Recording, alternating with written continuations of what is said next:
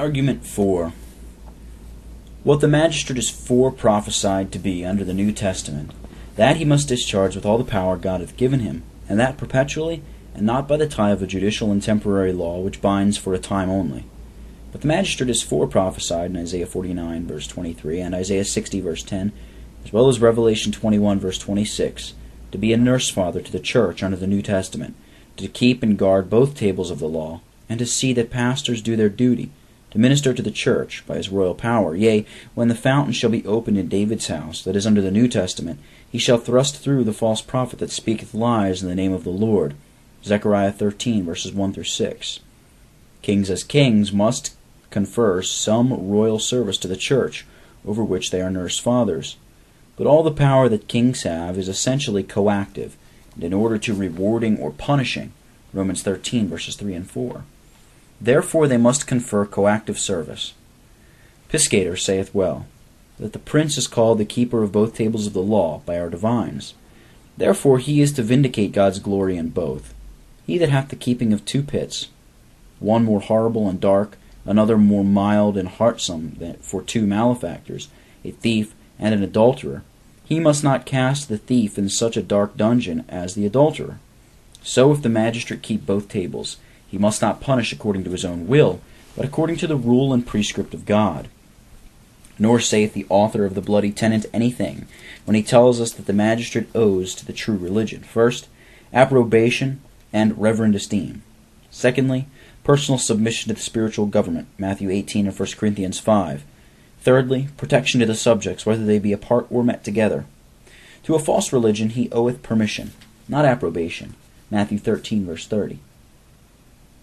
Second, protection from violence in their persons and estates. Answer. All this is very nothing. Number 1. Approbation and submission to truth is no royal power. Isaiah giveth a paternal and fatherly power to the king in church matters, when he saith, he shall be a nurse father. Now all he gives in these two former points, to wit, approbation of and submission to truth, is no more than any tradesman or son owes to the church. So Isaiah makes the king a father. This author makes him a son subject to the church, which subjection I deny not in another consideration, but that as a nurse father he should approve the truth, and submit thereunto, as all the members of the church. Makes him both a father and a son, a commander and a humble, submissive obeyer in the same consideration, which is most contradictorious and uncongruous, for he must speak to him as a ruler, or else he saith nothing. The third thing, which is protection to the true church, is nothing to the purpose, for that he owes to them as subjects, not as they are serving God in the duties of the first table.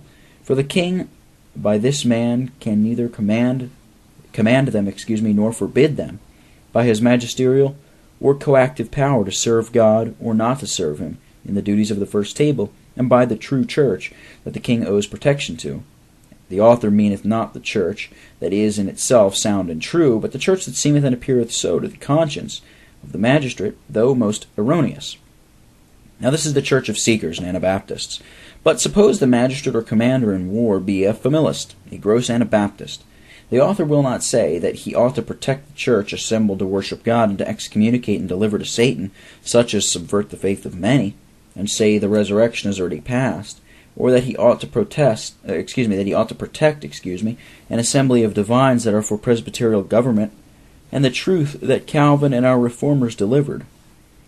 These are to him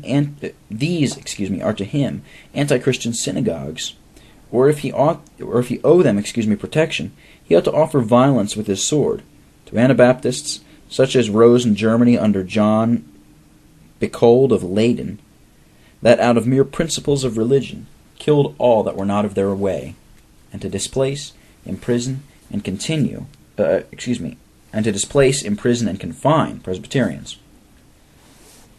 So yet in a defensive way, the magistrate must offer violence to the conscience of men, who for mere religious grounds do labor to scatter, and violently to hinder the meetings of the servants of God. For how many of the sectaries of England, who are for liberty, of conscience, have come into churches in England, and stepped up to the pulpit, and hindered the minister the discharge of his conscience to the flock, and offered violence to the meeting of the true church.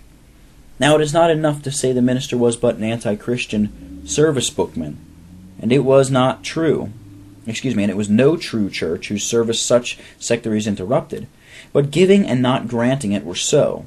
Yet are libertines not to offer violence to the conscience of any true or false church, if they be true to their own principles. But this author, being an Anabaptist and a seeker, will say neither wars nor such violence are lawful. But if so, the magistrate then cannot with the sword protect the true church against the violence of men, who upon mere conscience disturb their assemblies. Number 2.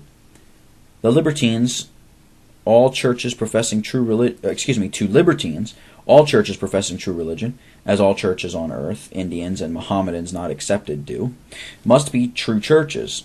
For they are not to judge, but that they follow their conscience, and so the magistrate owes protection to them, though their conscience be most erroneous. And even for such as they conceive to be true churches, they are not infallibly persuaded they are such. And so the magistrate gives no protection to them as true churches, but only as subjects, which the author tells the magistrate he owes to false churches. And so the king, by this, is a nurse father, by his office, and by the places, Isaiah 49:23, and verse 60. And Isaiah 60, verse 10, to bring his glory to bring his glory of protection to the whore of Rome, if they be his subjects, as well as to the New Jerusalem.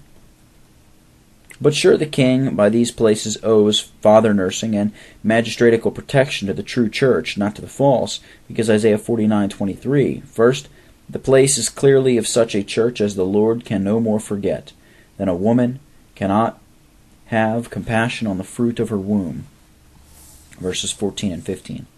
Secondly, such a church is graven on the palms of God's hands, verse 16. Thirdly, whose wasters and destroyers shall be removed, verse 17, and destroyed, verse 18. Fourthly, which shall be enlarged by the incoming of the Gentiles, whose place shall be too narrow for multitude of sons and daughters begotten by the power of the gospel, though she was a captive, removing to and fro, verses 19 through 21. Fifthly, a church that shall lift up a standard to the Gentiles and nations, to take in their sons and daughters to fight under Christ's colors, as being baptized to the same faith, verse 22. Sixthly, a church whose spiritual government kings and queens shall obey, licking the dust before them, verse 23. Seventhly, a people that wait for the Lord, and so shall not be ashamed, verse 23. Now, to say that a false church shall have all these glorious privileges needeth no refutation, and they must be stupid who teach that kings are made nurse-fathers by this text to Antichrist's kingdom. As if the Lord had the beast and his followers written on the palms of his hands, or that kings, being made nurse-fathers to the true church, owe nothing to those that wait on the Lord, but the common protection of subjects which they owe to limbs of Antichrist, Jews, Mohammedans, Indians, who worship the devil, if these be their subjects, is a very pleasant dream, and uncredible.